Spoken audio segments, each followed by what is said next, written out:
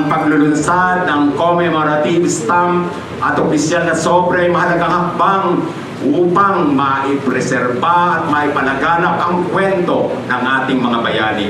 Kasabay nito, ikinagagalak din natin na ipalita ang paglulunsad ng PAS Yalbayani Bulacan Pamana PAS, isang makabagong programa na naglalayong hikayatin ang publiko na tuklasin at pahalagahan at ipagmalaki ang mga makasaysayang buhok at pamanang kultural ng ating lalawigan. Sabi nga, huwag tayong maging dayuhan sa sarili nating probinsya. Sa murang edad, pinili ni Goyo ang landas ng paglilingkod sa bayan. Marami sa mga kaedad niya nangangarap pa lamang para sa kanilang kinabukasan. Ngayon, sa pamamagitan ng selyong ito, muli nating binubuhay ang kanyang alaala. Kaya sa mga kabataan, sana'y magsilbing paalala si Goyo na hindi kailangan hintayin ang tamang edad o mataas na katungkulan para maglingkod at makagawa ng pagbabago.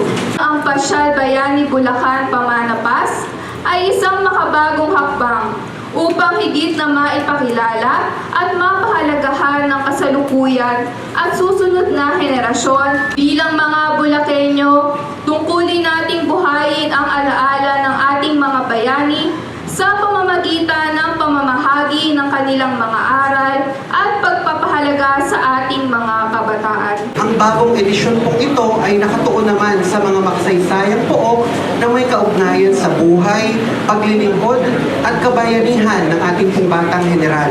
Sa pamamagitan po ng timeline na nakapaloob dito, mas nauunawaan po ng ating mga bisita ang mahahalagang yugto sa buhay po ni Goyo. Sa bawat pook na kanilang mapupuntahan, matatanggap po ang ating po mga kalahok ng mga natatanging tatak o stamp bilang patunay ng kanilang paglalakbay.